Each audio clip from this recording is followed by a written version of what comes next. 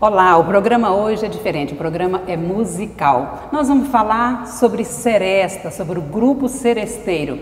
Quem da minha geração que não se lembra do encanto, do romantismo das serestas? Pois é, hoje nós vamos traçar um pouco, voltar ao passado, aqui com o músico, que é o Sérgio Ramos, que vai falar pra gente sobre seresta. Inclusive ele participou do grupo Seresteiros, daqui de Uberaba, que o pai dele também participava. Vamos começar o programa já ouvindo, né, Saudade de Matão, aqui com Sérgio Ramos.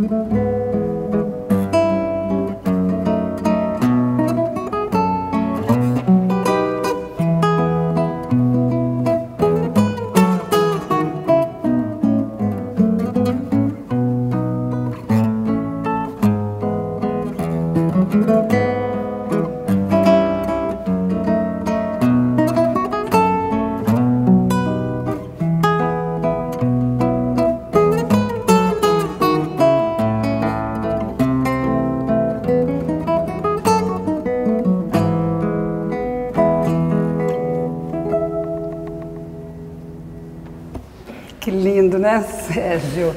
É uma nostalgia, uma saudade, assim, gostosa. Realmente, né? Seja muito as bem-vindo. músicas eram mais, né, sentimentais, né? Mas eram feitas diferentes, né? Eu viajei aqui com essa canção lá para Goiás, lembrando lá dos meus pais, né, essa da minha música origem. ela foi um grande sucesso, né, para a época e veio vindo, né? É uma música que deve ter por volta de uns 100 anos e quando toca para as pessoas que viveram naquela época, eles ficam muito emocionados, né? Toca bastante ainda, emociona bastante E mesmo, emociona, né? realmente. Você, Sérgio, você começou no grupo Seresteiro, com seu pai foi do grupo Seresteiro, seu Domingos, né? Seu Domingos Ramos. Justamente. Que era um grupo aqui de Uberaba, né? Era um grupo de Uberaba. Os Seresteiros, ele, se não me engano, né, porque quem pode falar melhor, inclusive tinha até um livro, eu tinha um livro que é do Jorge Nabuti, e ele vem falando sobre a história do seresteiro, interessante. Então eu vou dizer que ele deve ter começado por volta, sei lá, dos anos 50, mas e os seresteiros foram mudando de elementos à medida que foram falecendo, né, porque é assim, né. Quando eu peguei o seresteiro, por exemplo, eu estava até me lembrando ontem, recordando, eles estavam por volta mais ou menos de uns 65 anos, né, cada um, né? Eram quantos, Sérgio? Eram, às vezes, normalmente eram 6. Às vezes entrava algum, por exemplo, um sax, entrava um outro instrumento, dependendo do dia. E eu tinha 14 anos, então foi meu começo. E é engraçado que eu chegava... Bem jovem, né? Aí você começou... Casas, tocando o quê? Fazendo parte do grupo de que maneira? Violão. Meu instrumento de início foi violão, porque minha família é de músico. E aí meu irmão me deu uma boa noção, um dos meus irmãos, que hoje está no Canadá, grande músico. E aí, de repente, meu pai me levou, porque às vezes faltava um violonista para o Conjunto Seresta, e eu tocava. Aí depois eu acabei tocando durante muito tempo e aprendi muito. Você estava comentando aí, eu te interrompi, quando você chegava nas casas. Como é que era esse processo, né? Vamos recordar esse processo de chegar na casa para tocar. Ainda é daquele jeito tradicional, que você chegava o grupo à noite, depois da meia-noite, na madrugada, é isso? É, sim. Mas acontece, faziam seresta, mas muito deles contratavam a gente para poder tocar em aniversários, né? As grandes festas, né? Que era porque não havia naquela época, assim, por exemplo, um certo preconceito. Hoje, se você falar de uma música que é dos anos 60, a meninada goza na cara da gente, né? E naquela época não, os jovens também gostavam, também de seresta, né? Porque seresta... Existia uma cultura, né? Existia naquela época, era aquela cultura, e eles também participavam daquela cultura, né? E gostavam. Porque antigamente os gêneros, porque quando fala em seresta, nós teríamos valsa, né? Tínhamos valsa, tinha tango, bolero, tocava-se bolero também, tocava samba canção também, né? Chorinho, então misturava tudo, né? Agora as valsas eram mais requisitadas, né? E tudo caía para o romantismo, né? Ia para o lado romântico, era romântica, né? O pessoal era muito romântico, né? Aí tinha cantor, né? Aí o cantor cantava aquele vozeirão, né? Que cantor tinha que ter voz grande, bem alta, né? E os músicos, né? Que às vezes eram violinos, acordeon. Meu pai era acordeonista, né? Ou sanfona, né? Como queiram. Às vezes tinha flauta, né? Tinha clarinete, às vezes parecia um tocando sax, entrava no conjunto, que de vez em quando encontrava e participava, né? E cantor, né? Às vezes 2 violões, às vezes um violão. Você era o menino do grupo, né? Eu era o menino do grupo. Quando eu chegava, eles achavam engraçado, aí brincava, né, comigo, né, 14 anos, né? Ô Sérgio, vamos lembrar aqui então, como que era esse processo com as pessoas das serestas? E quem me passou muito isso, eu tive essa vivência assim dos meus pais, de Goiás, que também a seresta é muito forte, ainda é, né? Sim. Mas aqui em Uberaba, o seu Bilula Pagliaro, ele participava, ele gostava, ele estava me contando isso uma época, lá na chácara dele, de ir nas janelas das moças, tocar. Justamente. Tinha um ritual, tinha um respeito, era uma cerimônia aquilo, né? Isso.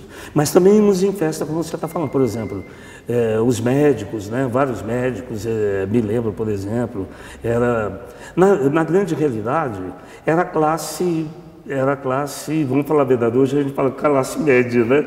Mas vamos falar a verdade, eram os ricos, né? Que gostavam, que gostavam, apreciavam. Que tinha esse tipo de cultura. Né? Porque os pobres, assim, por exemplo, lógico que gostavam, porque música todo mundo gosta, mas não tinham tanto acesso. Era uma música mais elitizada. Essa era a grande realidade. Isso, né? Mudou, Sérgio?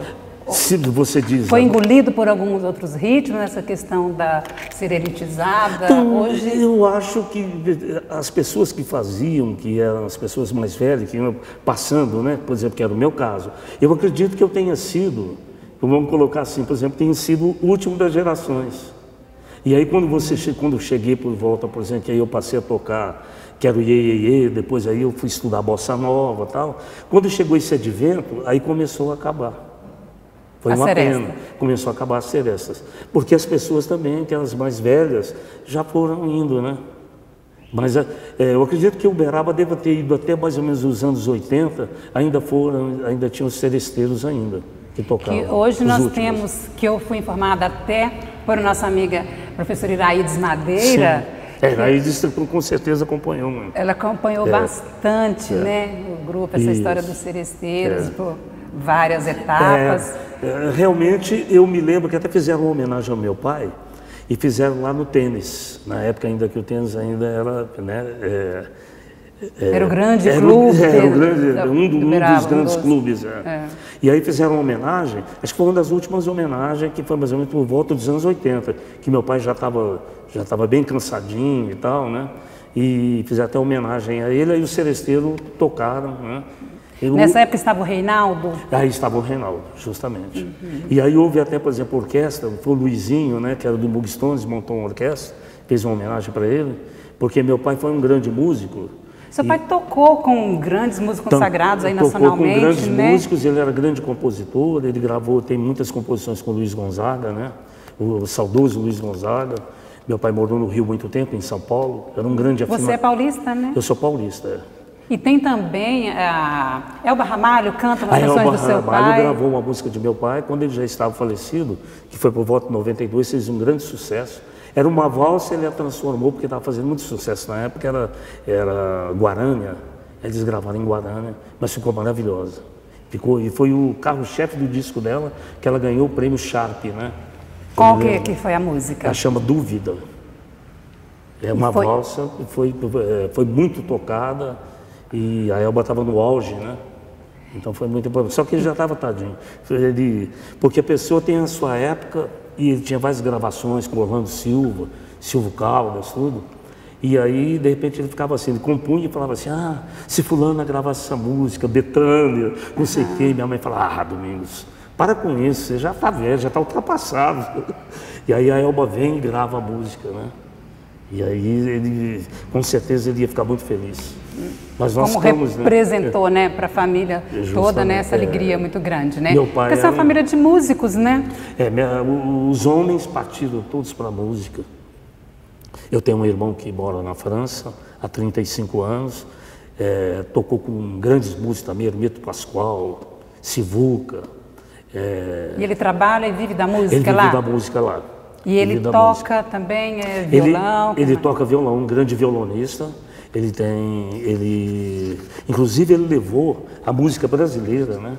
Ele é grande compositor de música brasileira e nós temos assim existe um violão brasileiro que faz um estilo bem afro, né? Bem africano, porque o Baden Powell foi um dos grandes violonistas nossos brasileiros que fugiu dessa linha, por exemplo, do violão mais seresteiro e tal. Então ele veio com uma nova roupagem de música, e meu irmão, como veio atrás dele, e lá na Sorbonne abriram, por exemplo,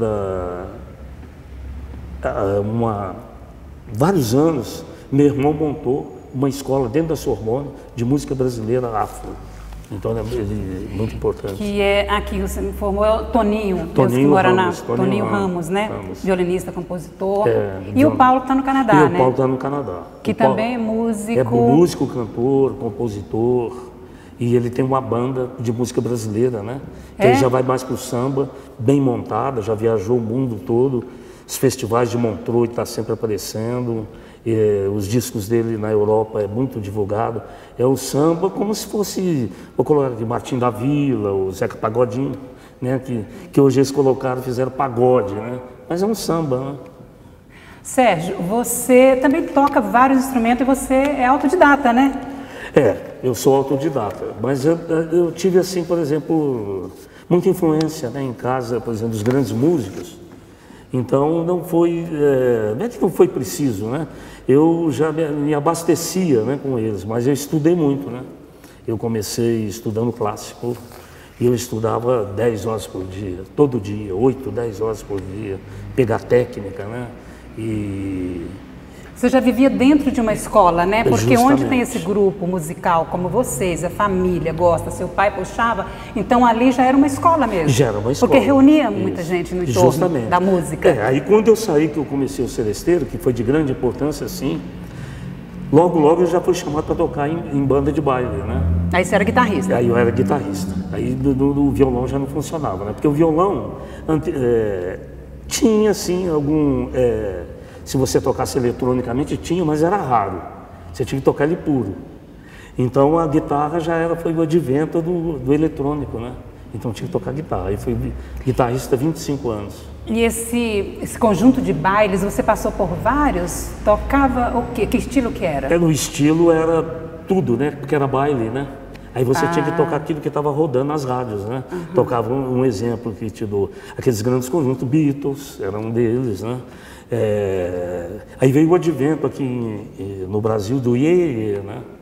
Então aí a gente tocava muita coisa, por exemplo, tanto é que Vanusa é daqui de Uberaba. A gente passou a tocar, por exemplo, Roberto Carlos, Vanderlei Cardoso, que era da época, e tocava também Reconif. Tocava, né? Tocava esse pessoal que rodava quando veio... Que estava acontecendo no Brasil e no mundo. Justamente. Tudo que era de baile, que era para dançante, a gente tirava e tocava, né? Fazia uma cópia, tentava fazer uma cópia, né? Uma releitura. Uma releitura, né? E você ficou nesse conjunto durante quantos anos?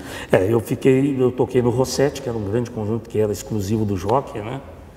Depois eu toquei no Dimensão, que tocava no tênis, que era o conjunto que tocava mais a linha de, assim, mais...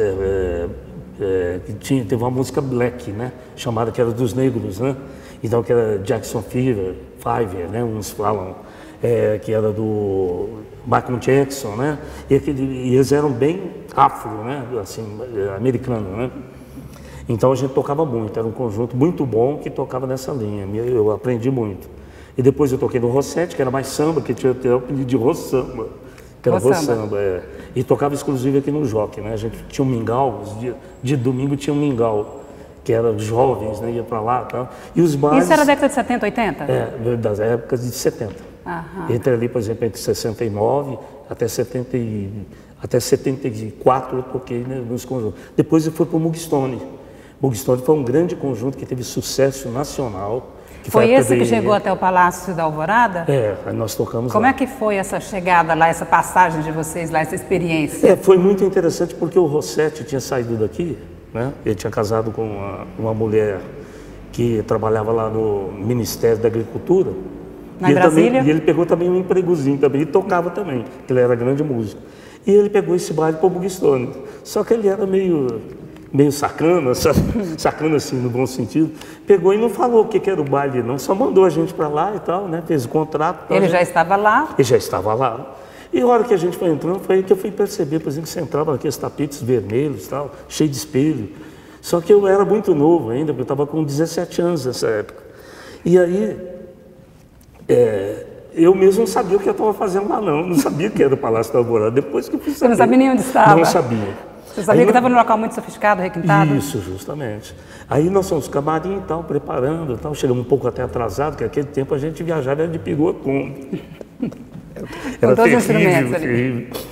Aí, de repente, eu mesmo abri a porta uma hora lá de curiosidade. Quando eu vi, estava aquele pessoal tudo fardado, né? Da Marinha, do Exército, né? Era a época da ditadura. E aí eu falei, pessoal, gente do céu, tem um pessoal aqui, tudo soldado, né? Para mim, tudo soldado. Vamos mudar o repertório, porque o repertório nosso era mais rock. Era mais rock. Mas a gente ensaiava também, Recone, enfim, as músicas estavam tocando no rádio e tal. Aí tivemos que mudar o repertório no ato, né? E tocamos bem, deu tudo certo e tal. Então essa curiosidade juvenil ali do jovem, o que está acontecendo lá, onde é que eu vou entrar, até salvou o grupo na hora do repertório. Eu acho que salvou, porque o detalhe é o seguinte, porque a gente poderia até ficar meio trêmulo, né? Tocando na época da ditadura, tudo sabendo, né? Mas mudar um repertório assim, em pouco tempo, você já está no local, inclusive, para se apresentar, é meio complicado, você tem que estar muito sincronizado, né? Com certeza, mas acontece que tinha grandes músicos, né? Vocês eram Os músicos quantos? Eu era ali, por exemplo, menos experiente, e nós éramos em 5. A gente, e se saíram bem? Saímos bem, fizemos um belíssimo baile, não teve nada que reclamar. Chegamos, que nem diz o outro, chegamos chuchu, legalzinho mesmo, e foi... Só depois que eu fui saber que era o Palácio da Alvorada. Isso até hoje, quando a gente encontra, a gente ri. Relembra esse ri. Vai ficando na estrada, na caminhada que vai construindo, né? Essas lembranças boas, agradáveis, de rir depois, né? Com sufoco no momento. No momento. Mas a gente viajava o Brasil todo, né? Esse conjunto, por exemplo, a maioria dos conjuntos daqui de Uberaba, que era o Som Especial 7, Rossetti, o Bugstone, Dimensão, todos viajavam aqui para a região que fazia baile aqui. Então, Uberaba era um celeiro desse grupo musical, dessa cultura para a região e que ganhava a estrada. Sem dúvida. Era uma referência. Sempre teve músicos aqui. Uberaba, aqui assim, se balançar uma árvore, cai músico. Ainda tem muitos, né? De muita qualidade, não é? Muito bom. Tem grandes músicos aqui. E tem espaço para todos esses bons músicos que já têm consagrado e outros que estão chegando? As possibilidades são as mesmas que vocês tinham naquela época ou está um pouco diferente? Olha, hoje você tem que fazer, por exemplo, antigamente para o Uberaba ter um nome, você chegava quando falava que era músico de Uberaba, era tranquilo, né? E era muito requisitado. Agora hoje você tem que ir atrás. Você tem que ir atrás. Tem que se anunciar, se mostrar. Um exemplo que eu te dou, por exemplo, que você até entrevistou, que é um grande amigo meu, o Marcelo Tainara. Nós tocamos durante 15 anos juntos. É mesmo, 15 anos. Tocamos 15 anos juntos. Nós começamos aqui em 95, e o primeiro disco que eu fiz chama-se Criação. Nesse disco é um CD. Você tem 7, né? Eu tenho 7 CDs. Vamos continuar esse aí depois a gente falar. Esse CD eu procurei colocar os cantores de Uberaba e os músicos, tanto é que nesse disco só tem músicos e cantores de Uberaba. Eu fiz essa questão, pelo fato de valorizar o que é de Uberaba. E foi o primeiro disco CD, né? Porque disco que era vinil já tinham gravado. Foi o primeiro CD de MPB, porque eles gravavam, era sertanejo, outros estilos e tal, né? O primeiro CD foi de MPB, foi esse CD. E aí você reuniu quantos daqui Aí de eu Uberaba? peguei vários, peguei Marcelo Tainara, né? Às vezes eu posso esquecer alguns. Adri Ribeiro, que depois que ela cantou com Boca do Balão, que foi até antes do Só Pra Contrariar, né? Poucas pessoas sabem disso, que começou aqui no Uberaba o samba, depois que veio o sucesso do Só Pra Contrariar, que eles poderiam ter feito grande sucesso, mas a gente não sabe, a vida, né? Prega peças a gente. Adri, coloquei Elane Viludo, que é uma grande cantora hoje em dia, Marcelo Prado, que era do Prisma. Deixa me ver, não posso esquecer ninguém. Peguei também o grupo Harmonia, vocal do Dr. Manuel, né? Urano, grandes pessoas. Manuel médico. A Cláudia Falcone grava 2 músicas, né? Maravilhosa. E então uma homenagem a ela, por ela não estar mais aqui entre nós, mas ela está lá de cima. E eu tenho uma grande afeição por ela, que foi uma pessoa que a gente trabalhou junto, tocamos em conjunto, num conjunto. E eu também aprendi muito com ela. E as músicas eram minhas. Que eram composições minhas. Composição sua? Todos eles cantaram composição sua? Todos eles cantaram. E foi um disco que a gente teve que divulgar. Aí eu e o Marcelo e a Elaine passamos a divulgar esse CD por volta de uns 2 anos, viajamos Minas Gerais todinho. Fazia uma apresentação, fazia um show, divulgava o CD? Isso, divulgava o CD. Isso daí foi muito bom para Uberaba.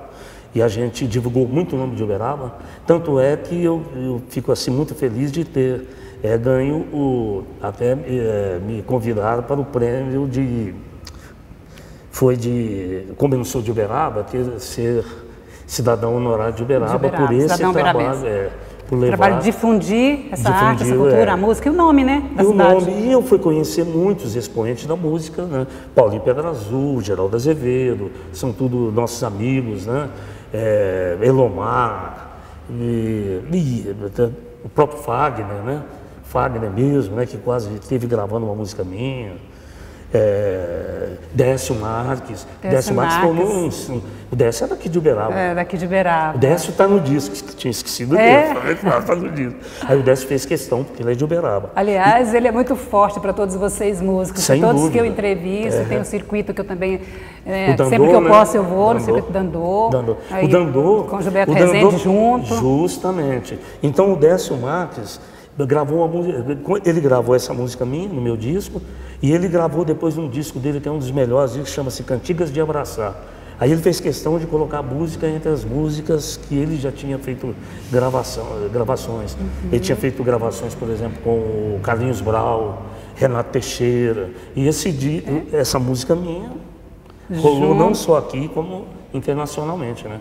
O Décio ganhou prêmios lá fora, na Alemanha, considerado um dos... O Décio não tem explicação.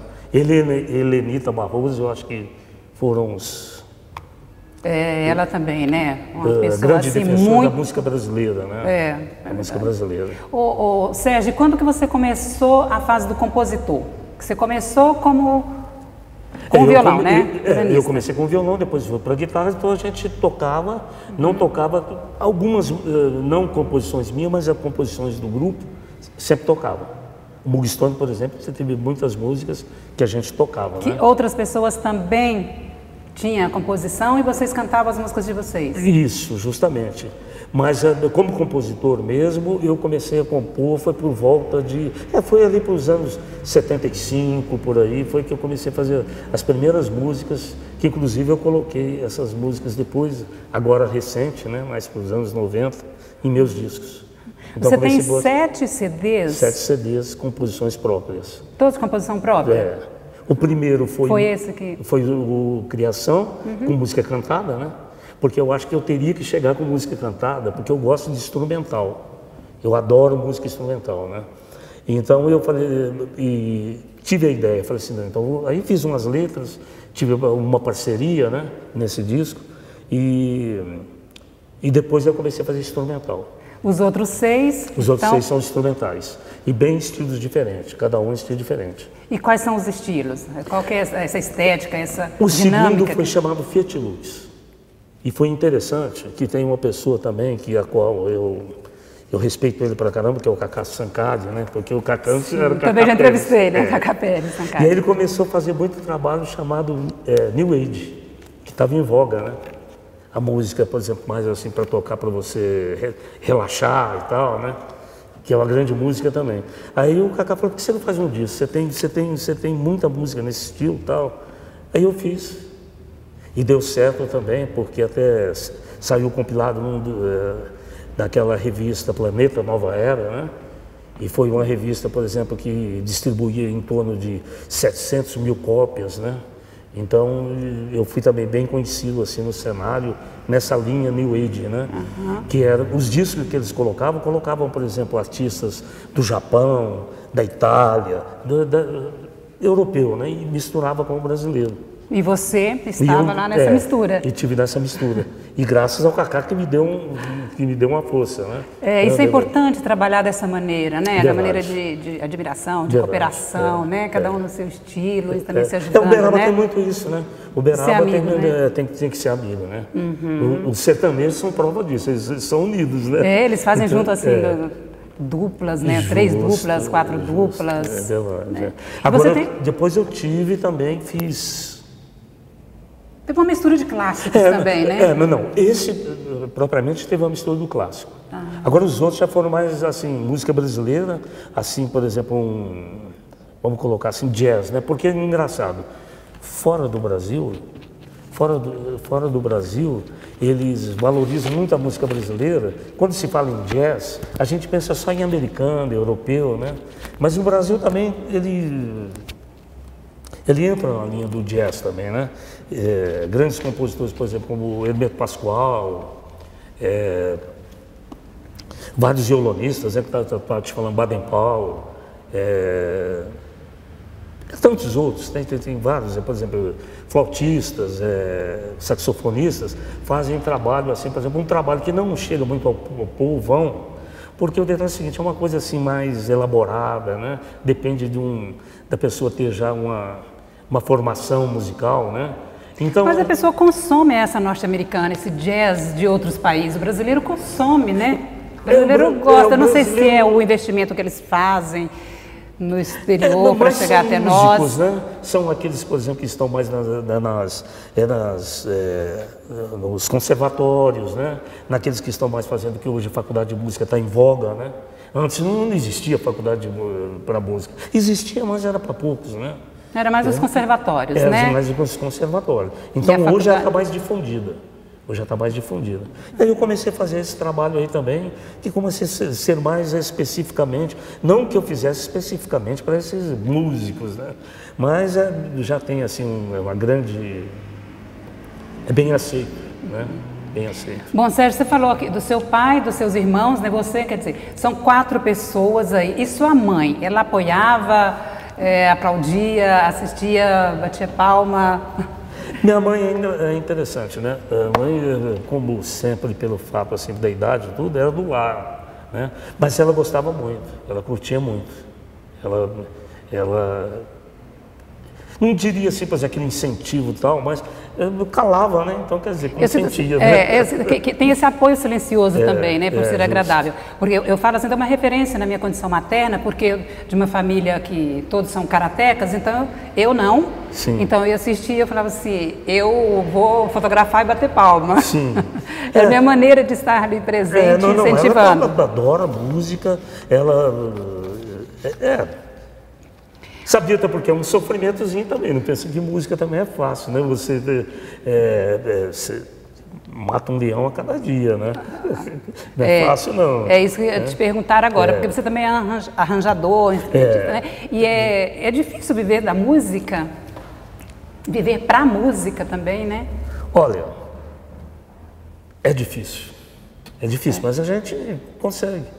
Tem uma paixão muito grande, não é, Sérgio? Tem uma recompensa pessoal muito grande. Justamente. Deveria ser mais valorizado, né? Mas, infelizmente, ainda há um preconceito. Por quê? Que tipo de preconceito?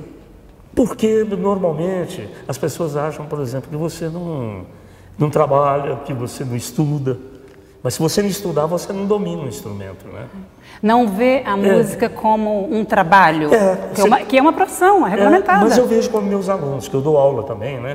Eu vejo para eles, não, eu quero tocar, qualquer coisinha, quero tocar nas festas, ou seja, meio pejorativo, né? Sim. E como um hobby, né? Como hobby. Como hobby, porque os próprios pais falam assim, não vai nessa não, porque esse negócio é complicado, né? Por que é muito complicado? Porque nós temos, o Brasil é um celeiro, né, de músicos de qualidade, né, grandes compositores. Eu diria que nossa música, eu vou te falar uma coisa, a nossa música é a maior música que existe no planeta. Já está sendo reconhecida. Daqui 50 anos, mais ainda.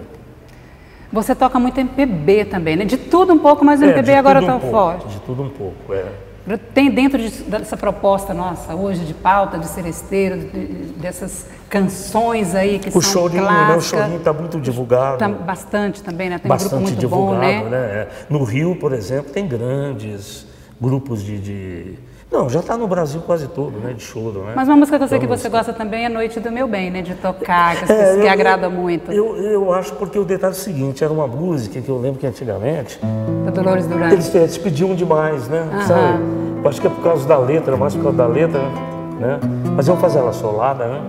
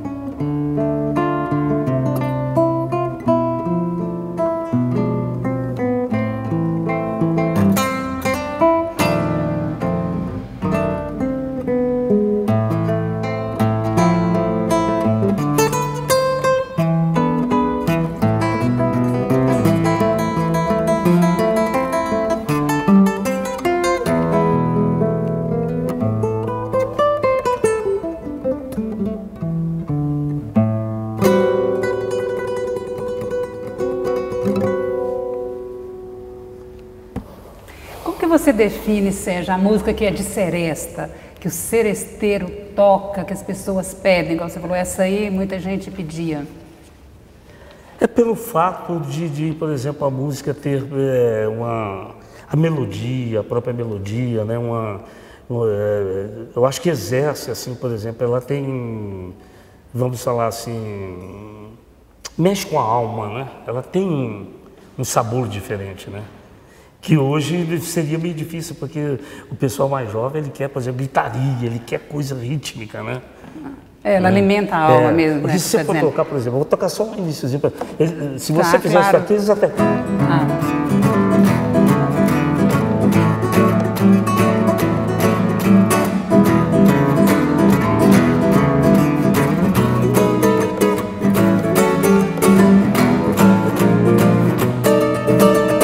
Eles querem isso. Isso, os movimentos mais, que é movimento, né? Que é movimento. Isso. E você que foi do grupo aí do seresteiro, você nunca pensou assim, continuar esse trabalho, esse amor, essa paixão do seu pai, passando de geração mesmo, criando grupo? Criando outro grupo? Mas só que aconteceu o seguinte, né? É que quando, por exemplo, chamaram que era para fazer coisa de baile, aí você vê aquela coisa assim, porque você já vê televisão, e aquela coisa, fulano fazendo sucesso, aquela coisa assim, aí você fica, né? Você fica ansioso para que vou ver isso aí, o que será? Deve ser legal, né? Para descobrir. Para descobrir. E aí vai passando e vai se envolvendo, né? Vai envolvendo, mas sempre que eu estilos. podia, mesmo eu estando em outro estilo, quando precisava e tal, eu gostava pra caramba, né? E até hoje me traz belas recordações, né? Então eu achei que eu teria que ir, e como eu fui indo. E de repente eu fui... Abriu-se um caminho novo. Hoje em dia, por exemplo, que eu tenho que tocar, por exemplo, nos mares, aí eu vou ter que tocar, por exemplo, que eu sou mais MPB, né? Sertanejo, eu faço para os alunos. Faço para os alunos. Porque você é professor, né, Sérgio? Eu sou professor, então tem que passar para os alunos. Mas eu toco mais, aí eu já vou tocar Tom Jobim, vou tocar Caetano, Gil e outros mais também, Lenine, né, que é muito bom, tá? Esse pessoal aí. Porque você toca bastante aqui nos bares de Uberaba, em vários, né? Em vários bares, em vários eventos. E também é professor de violão, né? Sou professor de violão. Tem vários alunos, inclusive tem uns meninos aí que estão tocando muito, que foram meus alunos, né? Que já estão tocando na noite profissionalmente? Na noite profissionalmente e são muito bons, né? Sérgio, você esteve um tempo fora de Uberaba, não só nessas andanças profissionais de ir nos conjuntos e tocando, mas você mudou-se de Uberaba mesmo por uns tempos, né? E o que Uberaba te puxou de volta? Eu mudei daqui em 70 e poucos, depois eu voltei, fiquei até 91, voltei. 91 eu voltei também, mas fiz trabalhos lá fora também, né? Porque eu fui em prol, tive em Belo Horizonte, e que lá, por exemplo, a música é muito forte, né? A música mineira é muito forte. E grandes músicos também. E depois também eu dirigi uma banda de música, é interessante. Fui cair, que era uma prefeitura, estava precisando de... E aí eu fui estudar. Tal, e trabalhou como produtor musical? Não, aí eu fui ser maestro de banda. Maestro? De banda. E foi muito bom, foi um aprendizado muito legal. Peguei uns meninos assim por volta de 10 anos até 18 anos e formei uma banda muito boa. E o que a banda tocava? A banda tocava dobrados, né? Tocava igual a banda da Polícia Militar. Tocava música moderna também, mas tocava dobrados, né? O hino nacional tinha que tocar, porque tinha que ir para os eventos. Onde foi isso, Sérgio? Lagoa da Prata, perto de Belo Horizonte. Bem pertinho de Belo Horizonte, bem pertinho de Belo Horizonte. Morei lá 12 anos. Aí eu vim para cá e aí eu comecei a batalha, foi quando eu conheci Marcelo, que a gente começou a colocar que já não tinha tantos bares aqui, a música não era muito, depois que tomou um vulto por volta de 2000, né? Então aí eu voltei e comecei também, fui produtor também, fiz vários shows na Faculdade de Medicina, no Anfiteatro A ali. Fizemos em 97, nós fizemos 10 shows que lotava, né? Dava 800 mil pessoas ali, porque não tinha eventos aqui no Uberaba, né? Ah, e então, quando tinha um dessa qualidade, as pessoas aproveitavam e todo mundo se dirigia para lá. Aí eu lancei meu disco ali, o Marcelo lançou o disco dele ali, vieram várias pessoas, o próprio Décio veio umas 2 vezes aqui, e eu passei a produzir shows também de pessoas daqui de Uberaba, ali no anfiteatro lá da Faculdade de Medicina. Anfiteatro bem grande mesmo. Que agora, infelizmente, certos reitores ali, por exemplo, não continuaram, né?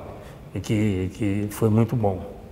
E o público em si, as pessoas em si, Sérgio, hoje também gostam muito de ir num barzinho onde tem música ao vivo, né? As pessoas já perguntam, tem música ao vivo? Que dia que é? Onde que está? Verdade, o Uberaba tá cheio, né? Todo mundo que chega aqui, uma amiga minha veio há pouco tempo, ela é de... E não era assim, viu? Não era assim mesmo. Juiz de Fora.